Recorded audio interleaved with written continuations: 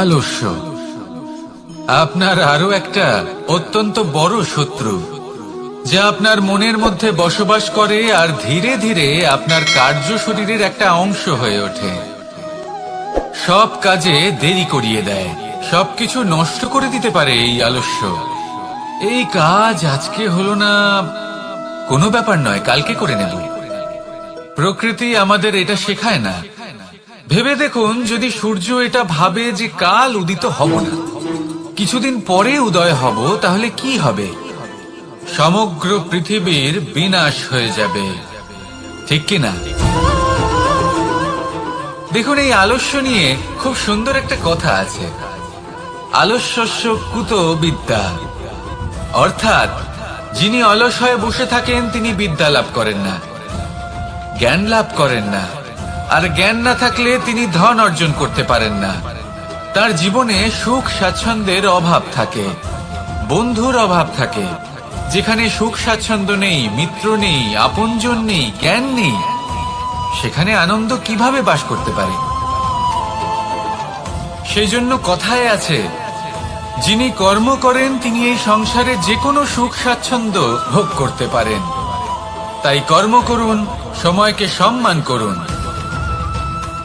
আর এই আলস্যের উপর বিজয় লাভ করুন। আর আমার সাথে ভালোবেসে বলুন, রাধা রাধা। জীবনে যদি আপনি বন্ধু লাভ করতে চান, তাহলে আপনাকে অনেকগুলো কাজ করতে হবে। প্রথমে একজন যোগ্য পাত্র সন্ধান করতে হবে, তারপর তার সাথে সময় কাটাতে হবে, সুখ দুঃখে তার সাথে থাকতে হবে, তবে গিয়ে সে বন্ধু হবে। কিন্তু যদি আপনি শত্রু খুঁজতে চান, তাহলে কোথাও যাওয়ার দরকার নেই, কারণ আপনার সব থেকে বড় শত্রু আর কোথাও নেই, আপনারই মনের মধ্যে, আপনার চেতনায় রয়েছে। ক্রোধ, মোহ, লোভ, কাম, মদ, মাৎসর্য।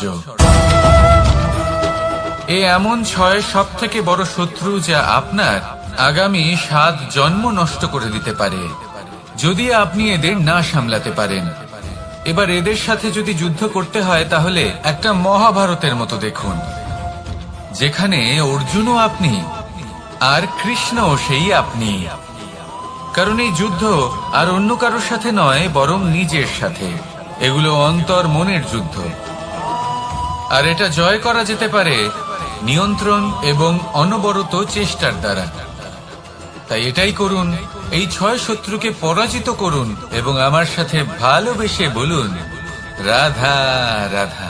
বেশিরভাগ মানুষই এই কথা জানেন যে আমাদের শরীর 5টি তত্ত্ব দ্বারা নির্মিত, যাকে আমরা পঞ্চতত্ত্ব বলি: জল, অগ্নি, বায়ু, ধরিত্রী এবং আকাশ। এবার এই কথা আমরা সকলে জানি, কিন্তু এগুলোর সাথে কিছু গুণ জড়িয়ে রয়েছে যেগুলো আমরা দেখতে পাই না। যদি এই গুণগুলি আমরা আত্মসাৎ করতে শিখে যাই, তাহলে সাক্ষাৎ পরমেশ্বরের দর্শন আমরা পেতে পারি। যদি কথা বলি প্রথম তত্ত্বের, জলের কথা, জল যা প্রত্যেক জ্বলনকে শীতলতা প্রদান করে। এই জলকে দেখুন, যা শুধু প্রবাহিত হতে জানে, থামতে জানে না। জল পাথরের সাথে সংঘর্ষ করতে জানে, যার পথে অনেক বাধা আসে, কিন্তু সে প্রবাহিত হতে থাকে। নিরাকার হলো এই জল, যে কোনো পাত্রেই রাখুন না কেন, তার আকার ধারণ করে নেবে। এটাই হলো এর বিশেষত্ব, এবং এটাই হলো আমাদের শিক্ষা।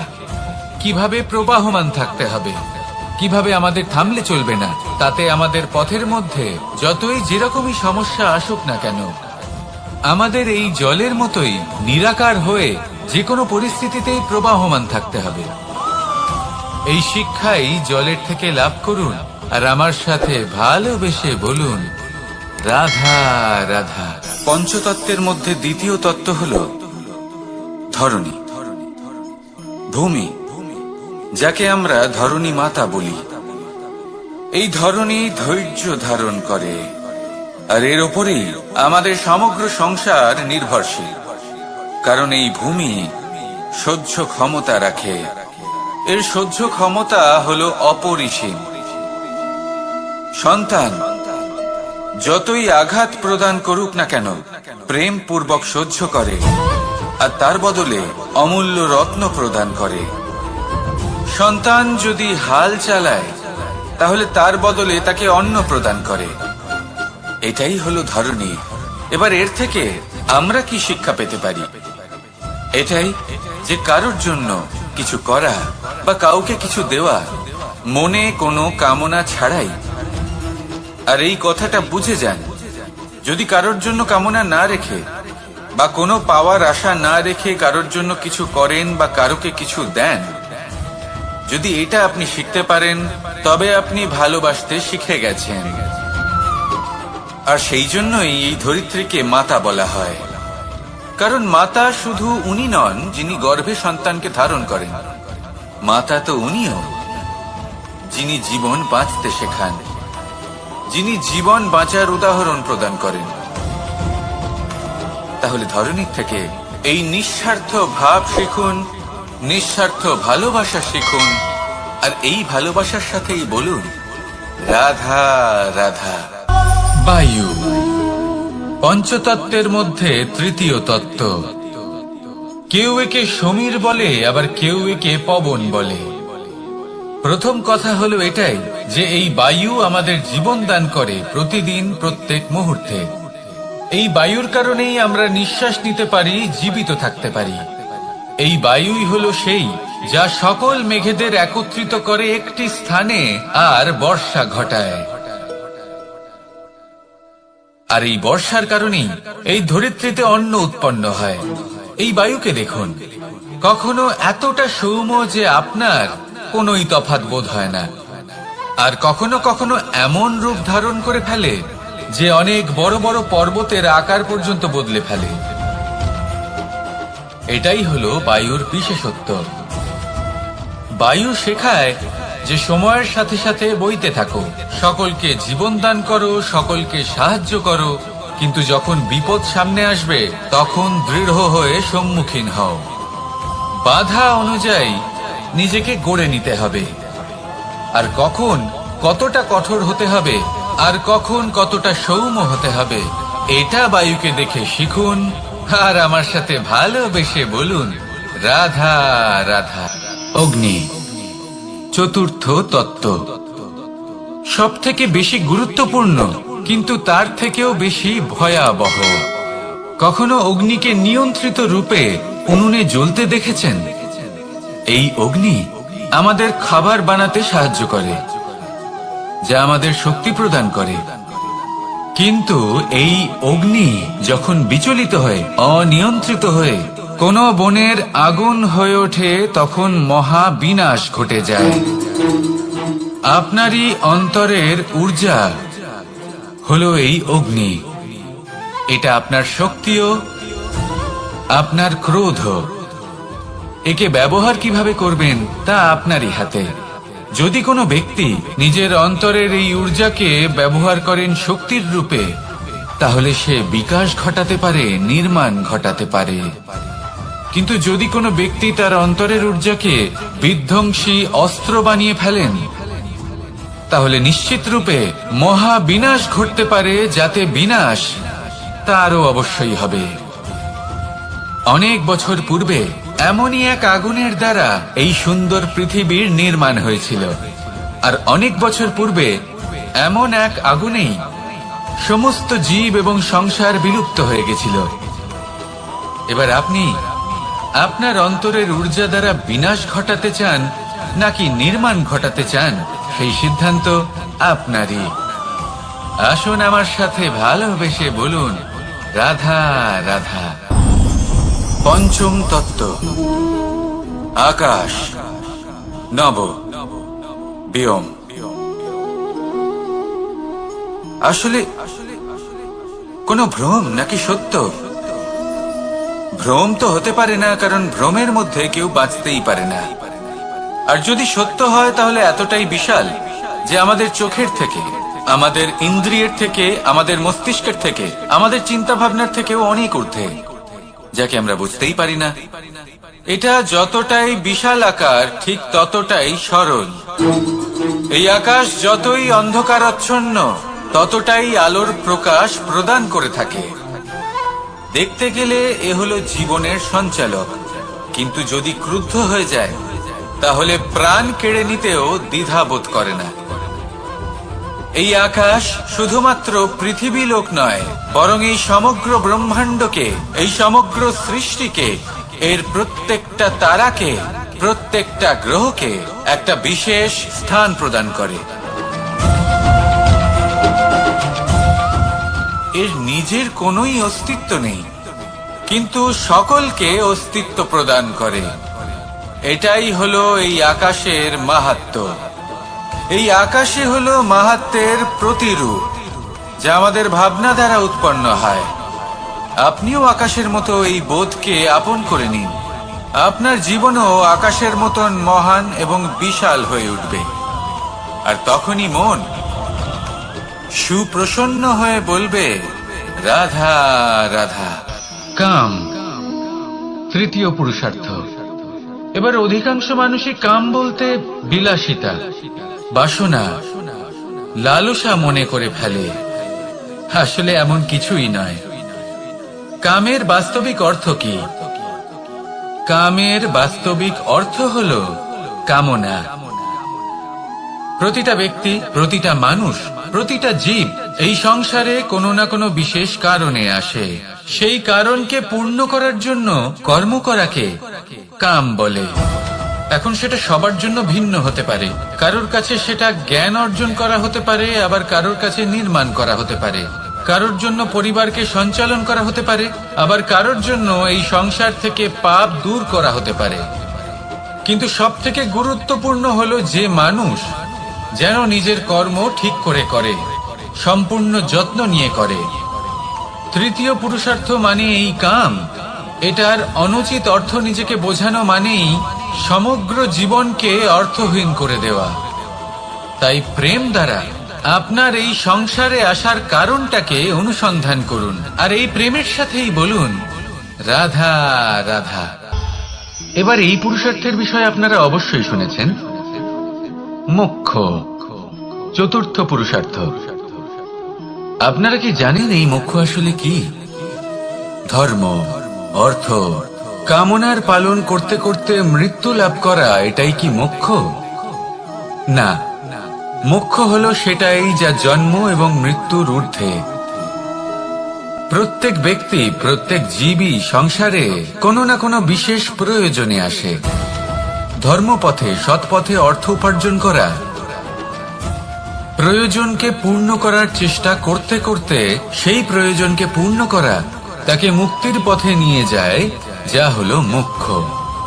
যদি এই মোক্ষ লাভ না হয় তাহলে মানুষ জন্ম এবং মৃত্যুর এই চক্রে বারবার ফিরে আসবে।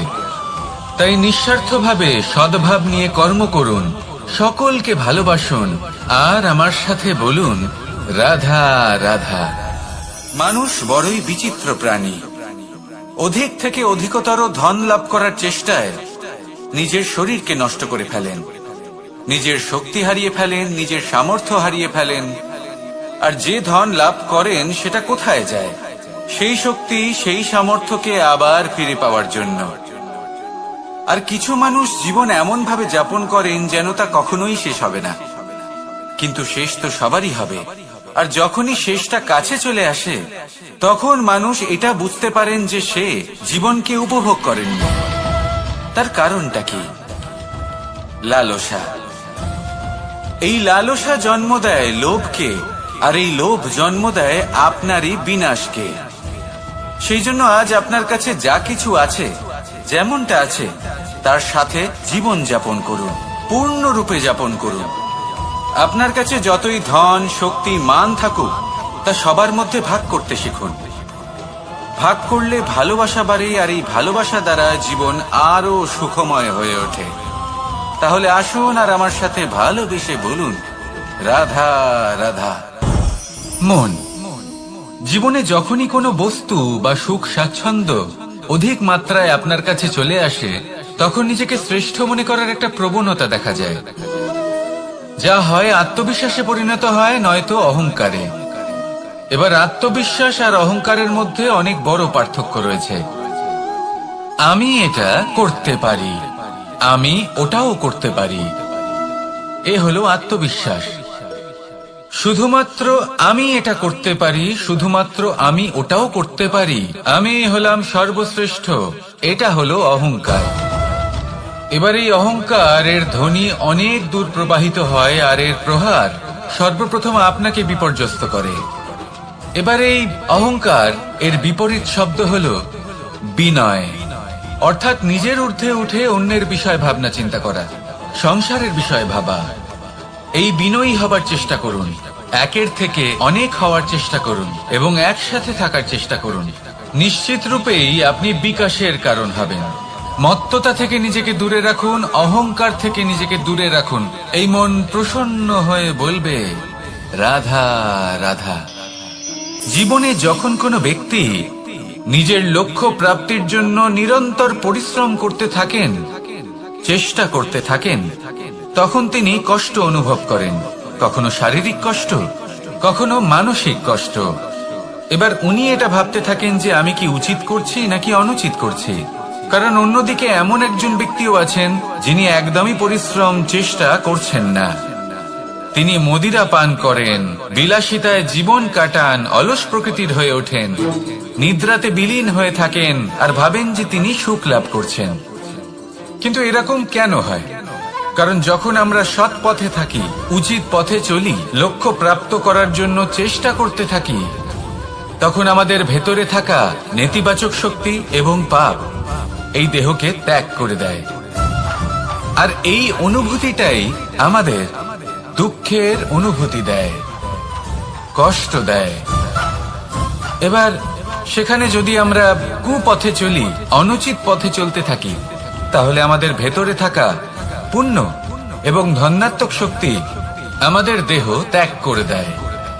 আর এই অনুভূতির কারণেই আমরা সুখ অনুভব করি। কিন্তু কখনো ভাববেন যে এই সুখ বেশি সময় পর্যন্ত থাকে না। সেই জন্য সবসময় মনে রাখবেন, যদি আপনি জানেন যে এটাই আপনার লক্ষ্য, এটাই উচিত পথ, শুভ পথ, তাতে নিরন্তরভাবে এগিয়ে যেতে চেষ্টা করতে থাকুন। এই কষ্ট আপনাকে সুখের পরাকাষ্ঠায় কখন পৌঁছে দেবে তা আপনি জানতেই পারবেন না। আসুন আমার সাথে ভালোবেসে বলুন রাধা রাধা। ঈর্ষা আমাদেরই মনে বসবাস করা আরো একটা শত্রু। তবে এই শত্রু কখনো কখনো আমাদের জন্য লাভদায়কও হতে পারে, কিন্তু যদি আমরা সতর্ক না থাকি তাহলে সেটা ততটাই ঘাতক হয়ে উঠতে পারে। যদি আপনার কোনো প্রতিদ্বন্দ্বী থেকে থাকে যে এগিয়ে চলেছে, তাকে দেখে আপনার মনে ঈর্ষা উৎপন্ন হয়, আর ঈর্ষাবশত আপনি নিরন্তর চেষ্টা করতে থাকেন, পরিশ্রম করতে থাকেন সামনে এগোনোর জন্য, তাহলে তার দ্বারা আপনার বিকাশই হবে। কিন্তু যদি আপনি নিজের বিরোধীকে শেষ করতে দেওয়ার জন্য অগ্রসর হন, তাকে বিনাশ করার জন্য অগ্রসর হন, তাহলে এই ঈর্ষা প্রথমে আপনার বিনাশ অবশ্যই করবে। একটা কথা আছে, এটা পশু প্রবৃত্তি, আপনি শুধুই নিজের বিকাশের কথা ভাববেন।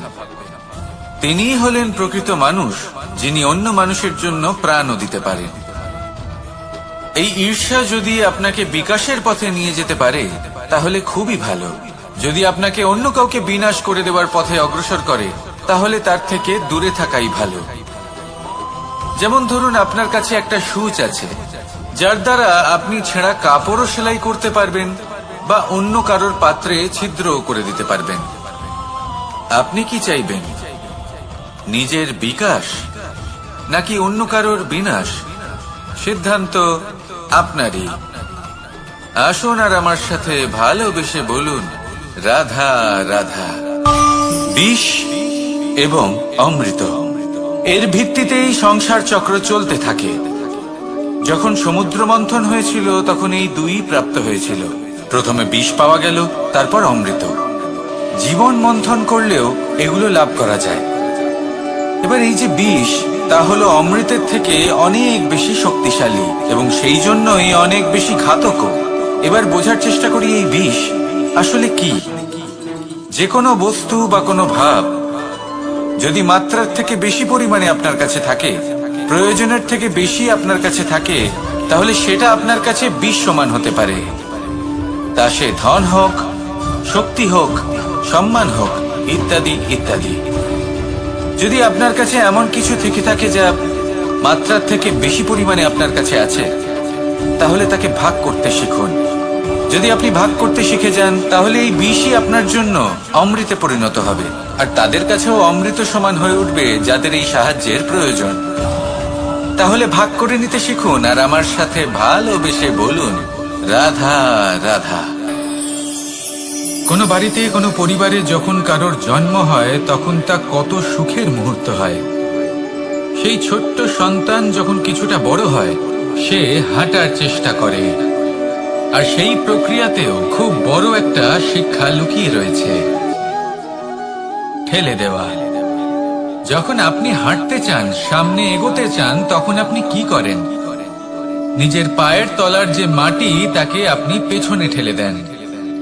ব্যাস, এই একই জিনিস তো জীবনেও শিখতে হবে। এবার যদি আপনি জ্ঞানের পথে অগ্রসর হতে চান, তাহলে অজ্ঞানতাকে পেছনে সরিয়ে দিতে হবে। যদি আপনি প্রকাশের দিকে এগোতে চান, তাহলে অন্ধকারকে পেছনে সরিয়ে দিতে হবে। যদি আপনি ভবিষ্যতে সফল হতে চান, তাহলে অতীতের যে অসফলতাগুলিকে পেছনে সরিয়ে দিতে হবে। যে জল বইতে বইতে থেমে যায়, তাকে আমরা নালা বলে থাকি। তার থেকে দুর্গন্ধ বের হয়, কিন্তু যে জল বইতেই থাকে, তাকেই আমরা পবিত্র জল বলি। তাহলে আপনিও কর্ম করতে থাকুন, কখনো থামবেন না, আর আমার সাথে ভালোবেসে বলুন, রাধা রাধা। যোগাসন। যোগাসনে আসন অত্যন্ত গুরুত্বপূর্ণ। এবার আমি বলবো সবথেকে শ্রেষ্ঠ আসন কোনটি। আশ্বাস। নিজেকে আশ্বস্ত করতে থাকুন যে আমি আছি, সব ঠিক হবে, যা হচ্ছে ভালোর জন্য হচ্ছে। এই আশ্বাস আপনাকে জীবনে এমন ধনাত্মক বিশ্বাস দেবে যে আপনি বড় বড় সমস্যার সমাধান করতে পারবেন। এবার যদি কথা বলি সবথেকে কঠিন সময়ের, তাহলে সেটা হলো বিচ্ছেদের। যা মা সীতাকে সহ্য করতে হয়েছে শ্রীরামের জন্য, রাধা কৃষ্ণকেও সহ্য করতে হয়েছে। যে ব্যক্তি বিচ্ছেদের সময় সঠিক পথে চলে এসেছে, সে জীবনে অনেক শ্রেষ্ঠ স্থানে অবশ্যই পৌঁছতে পারবে। এবার যদি কথা বলি সবথেকে জরুরি এবং গুরুত্বপূর্ণ সময়ের, তাহলে সেটা হলো সংযোগ। সকলকে সাহায্য করতে থাকুন। আপনি অন্যদের সাহায্য করে তাদের যত আনন্দ দিতে পারবেন, ততটাই আনন্দ আপনারও জীবনে অবশ্যই আসবে। আসুন আর আমার সাথে ভালোবেসে বলুন, রাধা রাধা। কামবোধ, এটাই আপনার অন্তরের প্রথম শত্রু। বেশিরভাগ মানুষই কামবোধ বলতে লালসা বোঝেন, কিন্তু এটা সম্পূর্ণ সত্য নয়। কামের আসল অর্থ হলো কামনা। এটা খুবই সহজ ব্যাপার। মনুষ্য শরীর থাকলে, মানুষের মন থাকলে, এই কামনা অবশ্যই থাকবে। এবার এটাই দেখতে হবে যে এই কামনা নেতিবাচক কামনা নাকি ইতিবাচক কামনা। অন্য কারোর জিনিসে নজর দেওয়া, অন্য কোনো মানুষের উপর নজর দেওয়া, কোনো অনুচিত বস্তুর দিকে নজর দেওয়া, এই নেতিবাচক কামনা। আর এই দুষ্কামনা মানুষকে দিয়ে অপকর্ম করাবেই করাবে। তাই মনে রাখবেন, যে ব্যক্তি নিজের কামনাকে নিয়ন্ত্রণে রাখতে পারেন, তিনি সঠিক পথেও থাকেন, সঠিক লক্ষ্যে পৌঁছতেও পারেন। যিনি কামনা নিয়ন্ত্রণে রাখতে পারেন না, তিনি তার পথও হারিয়ে ফেলেন এবং লক্ষ্যচ্যুতও হন। তাই মনে রাখবেন, নিজের কামনাগুলিকে নিয়ন্ত্রণে রাখুন।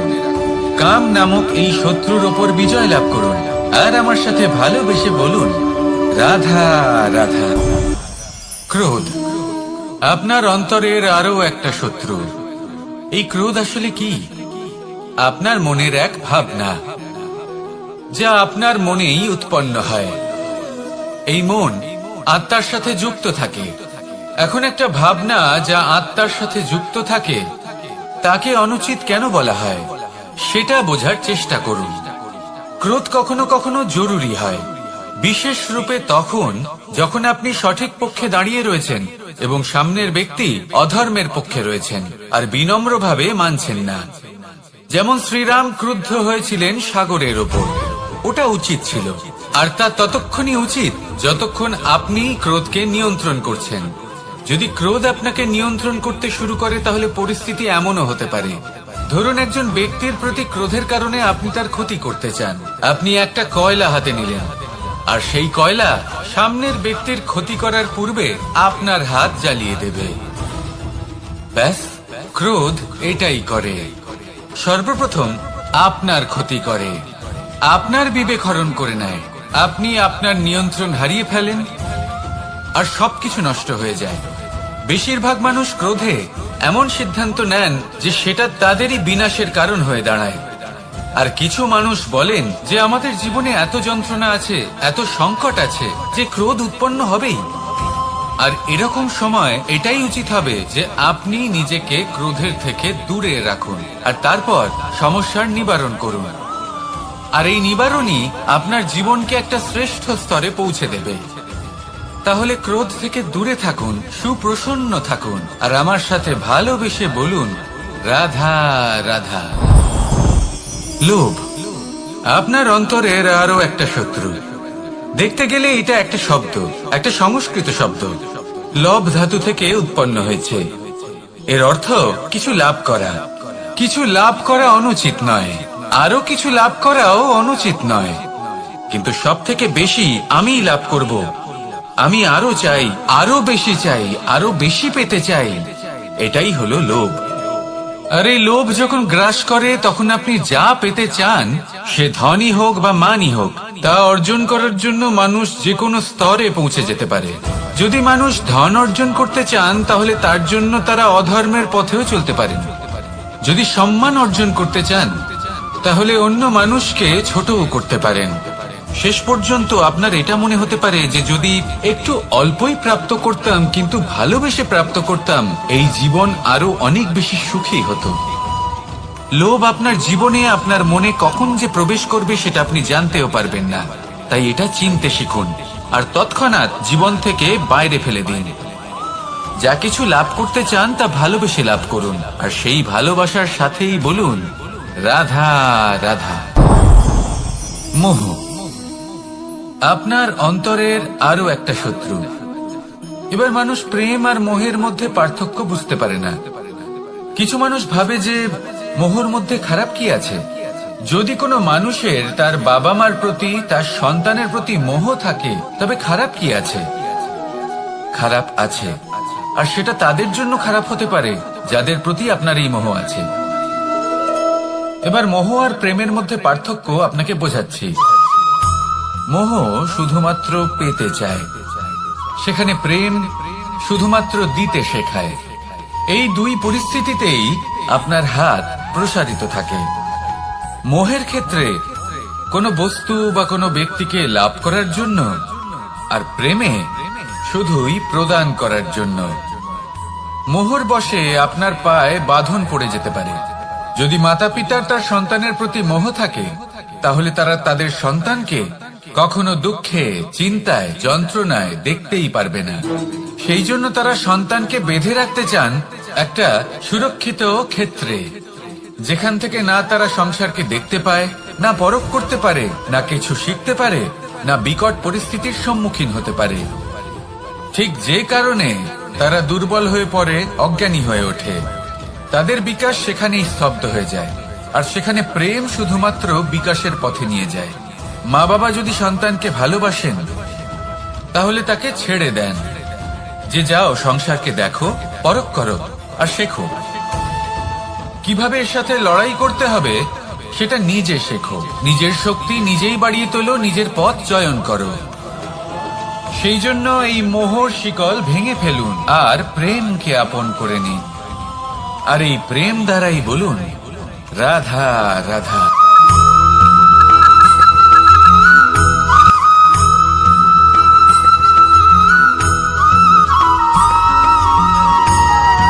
আছে পরিস্থিতি। অনেক মানুষের মুখে আমরা এই শব্দ শুনি, জীবনে যখন অসফল হই, দুঃখ আসে, সংকট আসে, কোনো বিপদ ঘনিয়ে আসে, তখন সমস্ত দোষ আমরা পরিস্থিতির ওপর চাপিয়ে দিই। আর দেখতে গেলে কোথাও না কোথাও ঠিকই করি। এই পরিস্থিতি প্রত্যেক দিনের মতো পাল্টাতে থাকে, কিন্তু এই দিন, এই রাত, এমন কেউ আছেন যিনি এর উপরেও নিয়ন্ত্রণ সাধন করেন, আর তিনি হলেন সূর্য। ঠিক সেই রকমই আমাদের জীবনেও সূর্য হলো এই মন। যদি এই মনের উপর আমরা নিয়ন্ত্রণ করতে পারি, তাহলে আমরা জীবনকেও নিয়ন্ত্রণ করতে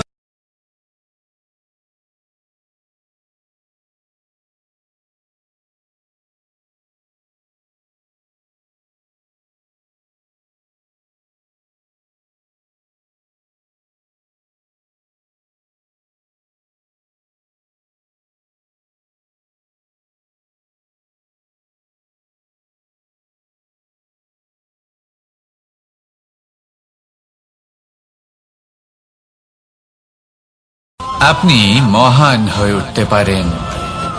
এই মনের শক্তির বৃদ্ধি ঘটান, মহান হয়ে উঠুন, আর আমার সাথে ভালোবেসে বলুন, রাধা রাধা। খুব সুন্দর একটা কাহিনী আছে।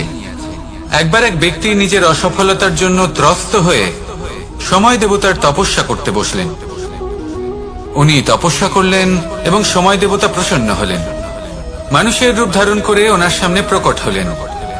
এবার সেই ব্যক্তি ওনাকে জিজ্ঞেস করলেন যে কি এমন আছে যার জন্য আপনি বারবার জয়ী হন আর আমি চিরকাল পরাজিত হয়ে থাকি? কেন এত পরিশ্রম করা সত্ত্বেও আমি সাফল্য লাভ করতে পারি না? তখন সময় দেবতা উত্তর দিলেন যে দিন হোক বা রাত, ঝড় হোক বা ভূমিকম্প, রোদ হোক বা বৃষ্টি হোক, সময়ের সূত্রপাত হোক বা প্রলয়, আমি থামি না, আমি চলতেই থাকি। আর সেই জন্য যিনি থেমে যান তিনি পরাজিত হন আর আমি জয়ী হই। এটাই আমাদের শিখতে হবে। জীবনে সবসময় চলতে থাকুন, কখনো থামবেন না। হ্যাঁ, কিছুক্ষণের জন্য বিরতি নিতে পারেন, বিশ্রাম করার জন্য, নিজেকে আরো সশক্ত করে তোলার জন্য, কিন্তু থেমে যাবেন না। নিরন্তর কর্ম করতে থাকুন, পরিশ্রম করতে থাকুন, তবেই এই সংসার আপনাকে মনে রাখবে। আসুন আমার সাথে ভালোবেসে বলুন, রাধা রাধা। আমাদের জীবনে গুরুজনেরা, জ্ঞানী মানুষজন সবসময় একটা কথা বলে, ধৈর্য ধরো। শুধুমাত্র দুটো শব্দ, কিন্তু কতটা বিশাল সেটা বোঝার চেষ্টা করুন। ছোট একটা অস্ত্র হাতে নিন এবং একটা বিশাল পর্বতে নিরন্তর প্রহার করতে থাকুন, ধৈর্য ধরে সেই কাজ করতে থাকুন। এমন একদিন আসবে এই বিশাল পর্বতে আপনি একটা পথ তৈরি করবেন। কোন ধনুর্ধর যখন নিজের বিদ্যা অর্জন করেন তখন তাকেও ধৈর্য ধরতে হয়, তার নিজেকে সময় দিতে হয়, তবেই সে ধনুর্বিদ্যা শিখতে পারে। সেইভাবে আমাদের জীবনেও ধৈর্য ধরার খুব প্রয়োজন। পরিবারে ধৈর্য রাখতে পারলে তাহলে আস্তে আস্তে দেখবেন প্রেম বৃদ্ধি পাচ্ছে। সমাজে যদি ধৈর্য রাখতে পারেন তাহলে আস্তে আস্তে এই সমাজ আপনাকে সম্মান করবে। যদি নিজের জীবনে ধৈর্য রাখতে পারেন তাহলে নিজে থেকেই আত্মবিশ্বাস বাড়বে, নিজের বিকাশ হবে। জীবনে সবই সম্ভব যদি ধৈর্য রাখতে পারেন। হয়তো আস্তে আস্তে হবে, কিন্তু হবে অবশ্যই। শুধু ধৈর্য রাখুন, কারণ ধৈর্যই সব থেকে বড় পুঁজি। আসুন আর আমার সাথে ভালোবেসে বলুন, রাধা রাধা। আমাদের জীবনে যখনই আমরা কোনো বড় দায়িত্বের সম্মুখীন হই তখন আমরা তার থেকে দূরে পালাই, আর এই অজুহাত দিই যে না না, এত বেশি ভার বহন করার যোগ্যতা আমার নেই, আমি করতেই পারবো না। দেখুন, এই সংসারে ভিন্ন ভিন্ন ধরনের গাছ আছে, ছোট গাছ, বড় গাছ, কিন্তু বট গাছের মতো বড় এবং নিবিড় গাছ আর একটাও নেই। সে নিঃস্বার্থভাবে এই সংসারকে সেবা করে যায়, ছায়া প্রদান করে, শীতলতা প্রদান করে। আর যখন এমন সময় আসে যখন তার ওপর বোঝা অত্যন্ত বেড়ে যায়, সে কিন্তু কোনোভাবেই ভেঙে পড়ে না। তখন সে নিজের নিঃস্বার্থ কর্মের ফল লাভ করে, সেই নিঃস্বার্থ কর্ম যা সে করেছে। তার দেহ থেকে ছোট ছোট ঝুড়ি বার হয় এবং তা কাণ্ডের আকার ধারণ করে। সেই কাণ্ড মাটির কাছে পৌঁছয় এবং তারপর তা বটগাছের সহায়ক হয়ে ওঠে। সে ভেঙে পড়ে যায় না। এইভাবে আপনিও জীবনে নিঃস্বার্থভাবে সবার সেবা করুন, ভালোবাসুন, সবাইকে সাহায্য করুন। যেদিন আপনার ওপর বোঝা অত্যন্ত বেড়ে যাবে, সেদিন এই সব মানুষ আপনাকে সাহায্য করার জন্য আসবেন, আপনার শক্তি হয়ে উঠবেন। আর আপনি বটগাছের মতোই মহান এবং বিশাল হয়ে উঠবেন। আসুন আর আমার সাথে ভালোবেসে বলুন, রাধা রাধা। মানুষ তার জীবনে দুই ধরনের পরিস্থিতিকে খুব ভয় পায়। এক, কোনো কারণবশত কারোর সামনে নত হওয়া। দুই, কোনো কারণে নিজের চরিত্র থেকে, নিজের মূল্যবোধ থেকে বিচ্যুত হওয়া। এবার কেন হয় এরকম যে কথায় কথায় কারোর সামনে নত হতে হয়? কেন বারংবার নিজের চরিত্র থেকে চ্যুত হতে হয়? এরকম কেন হয়? এটা তখনই হয় যখন আমাদের শিক্ষা এবং মূল্যবোধের অভাব থাকে। যদি মানুষের মধ্যে প্রকৃত শিক্ষা থাকে, তাহলে এই সংসারে কোনো সময় এবং কারোর সামনেই নত হওয়ার কোনো প্রয়োজন নেই।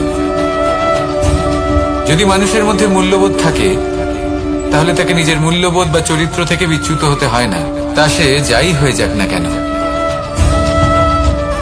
কোনো বালককে যদি জন্ম থেকেই সুশিক্ষার অধিকারী করা হয়, শিক্ষিত করা হয়, মূল্যবোধের অধিকারী করা হয়, তবে সে এই সংসারে এমন কর্ম করবে যাতে সে নিজেকে, নিজের পরিবারকে, সমগ্র সমাজকে গর্বিত করতে পারে।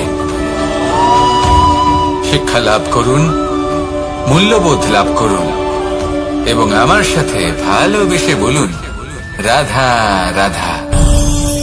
আমাদের সকলের জীবনে একটা লক্ষ্য থাকে যেটা আমরা লাভ করতে চাই। ঠিক যেন একটা প্রতিস্পর্ধা বিদ্যমান যে কে সব থেকে আগে নিজের লক্ষ্যে পৌঁছতে পারবে।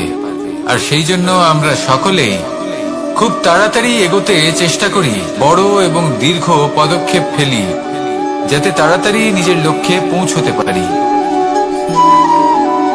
কিন্তু এক অত্যন্ত গুরুত্বপূর্ণ বিষয় আছে, সবসময় লক্ষ্য সামনে থাকবে না, কখনো কখনো তা খুঁজতে হয়। এই যাত্রা খুব কঠিন হতে পারে। আর ঠিক এই কারণেই সবসময় দ্রুত গতিতে চলা বা তাড়াতাড়ি পথে চলা সেটা আবশ্যক নয়। তার থেকেও বেশি গুরুত্বপূর্ণ হলো ভেবেচিন্তে তারপর পথ চলা। যদি ভেবেচিন্তে পদক্ষেপ ফেলেন, চলতে পারেন, তাহলে সেটাই সর্বশ্রেষ্ঠ পদক্ষেপ। কখন কোন দিকে যেতে হবে, কখন কোথায় দিক পাল্টানো যাবে না, কখন গতি বেশি রাখতে হবে, কখন কম, কখন থামবো, কখন চলবো, এই সব কিছুর বিষয়ে জ্ঞান অত্যন্ত গুরুত্বপূর্ণ এবং ভেবে চিন্তে চলতেই হবে। সেই জন্য শুধু তীব্র গতিতে সামনে এগোলে চলবে না, ভাবনা চিন্তা করে এগোতে হবে। আসুন আমার সাথে ভালোবেসে বলুন, রাধা রাধা। কখনো কোনো প্রজাপতিকে উড়তে দেখেছেন? কি সুন্দর উড়ে বেড়ায় সে, এক ফুল থেকে অন্য ফুলে, এক পাতা থেকে অন্য পাতার উপর। কিন্তু সে কিভাবে উড়তে শেখে কখনো ভেবেছেন? জন্ম থেকেই কিন্তু প্রজাপতির ডানা থাকে না, ও কিন্তু ছোট্ট একটা ডিমের আকারে জন্ম লাভ করে। তারপর সেই ডিমটি ভেঙে একটি কীট বাইরে আসে। আস্তে আস্তে সে বড় হয়, ওর শক্তি বৃদ্ধি পায়। তারপর সে সেই কীট দশা ত্যাগ করে নিজের ডানাগুলি মেলে। এই প্রক্রিয়া তার কাছে সরল নয়, অত্যন্ত যন্ত্রণাদায়ক প্রক্রিয়া, কিন্তু সে সেই যন্ত্রণা মেনে নেয়। আর তারপর আস্তে আস্তে সে উড়তে শেখে। শুধুমাত্র আকাশে উড়ে বেড়ায় তা নয়, আমাদের মনের মাঝে উড়ে বেড়ায়। এবার এই ডিম থেকে প্রজাপতি হয়ে ওঠার যে যাত্রা, এটা যতটা কঠিন, ততটাই কঠিন হয় এই সংসারে শ্রেষ্ঠ কর্ম করা, ততটাই কঠিন হয় এই সংসারে মহান হয়ে ওঠা। সেই জন্য প্রয়োজনীয় প্রচেষ্টা এবং সময়। নিরন্তর প্রচেষ্টা করতে থাকুন, পর্যাপ্ত সময় নিন এবং আপনি নিজেকে এই আকাশে উড়ন্ত অবস্থায় পাবেন। আসুন আমার সাথে ভালোবেসে বলুন, রাধা রাধা। পায়েস হলো আমার বিশেষ প্রিয়। এর মধুর স্বাদ মনকে প্রফুল্ল করে তোলে। ছোটবেলায় মা আমার জন্য পায়েস বানাতেন এবং আমাকে বলতেন যে গরম থাকতে থাকতে খেয়ে নে কানাই, ঠান্ডা হয়ে গেলে ভালো লাগবে না। কিন্তু আমিও দুষ্টু ছিলাম, ঠান্ডা হওয়া পর্যন্ত অপেক্ষা করতাম, আর ঠান্ডা হয়ে যাওয়ার পরে মার কাছে যেতাম আর ওনাকে বলতাম যে মা, পায়েস তো ঠান্ডা হয়ে গেছে, এটা গরম করে দিন।